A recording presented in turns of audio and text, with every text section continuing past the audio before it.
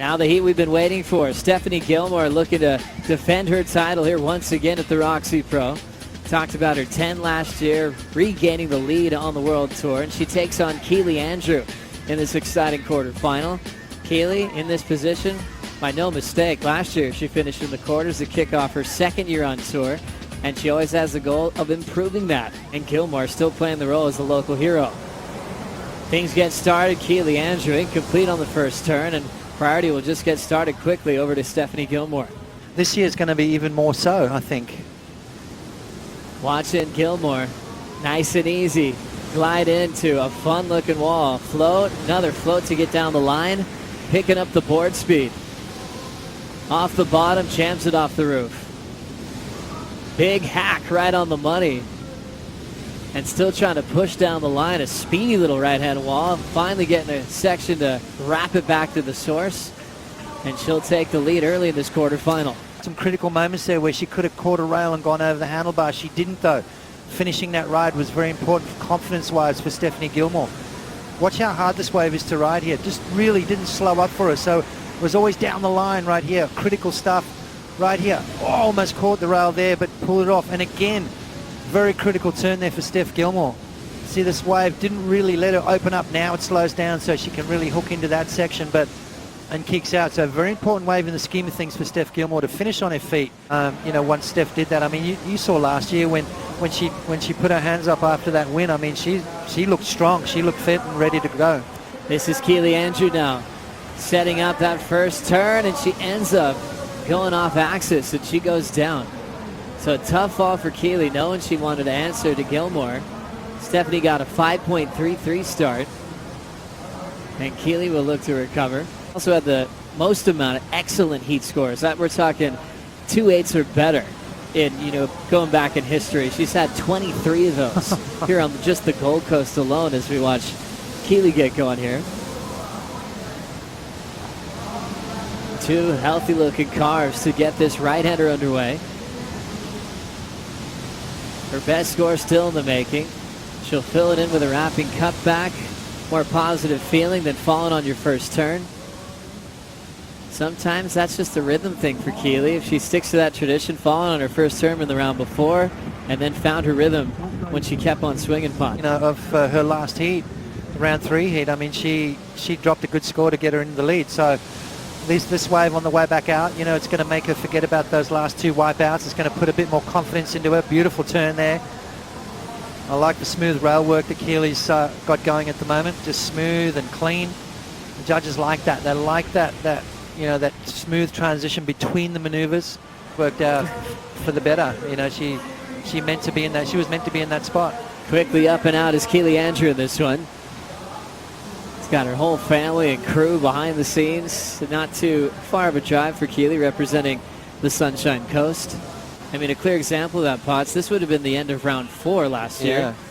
And so making that message clear how great the system's working already. One car for Keely, and she's out of there. Gilmore still holds priority in a fairly sleepy heat wave-wise, Potts. Well, you know what? Keely's trying to better a 0.77. Got to try and hold everything in and let it all explode while you're in the water, but so far nothing really has come through for her to explode on. Meanwhile, searching under priorities, Keely Andrew finding a rhythm through the inside corner and doing a good job to improve on a 2.0. She knows just a little pressure might enter Gilmore's headspace if she needs much more than a 1.27. Keely's just had a wave. Scores are dropping for Keely's last ride. Steph has to go this one. Little wedge down the line for Gilmore. Setting up the first connection. Complete there, now out in front. Still full on the face. As she manages the downtime well. Set up, snap off the top. Attacking the whitewater. Pushing this one down the line. Down carve, holds the bottom turn. Over the roof again. Queen of the Coast getting hooked up with a bonus section down the inside track. Late hit on the finish and comes through with it. Wow, that was a nervous wave right there for Steph Gilmore. You could tell. 2 minutes remaining.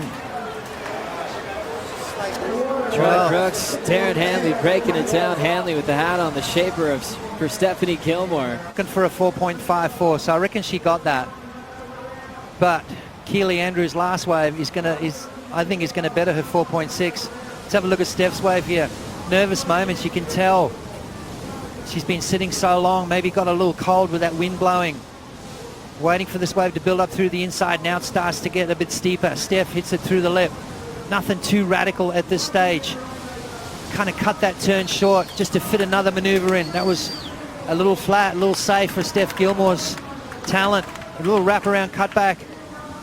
Missed that section and almost wipes out at the end. Float to fall, but repositioned down the line to put up a fair number.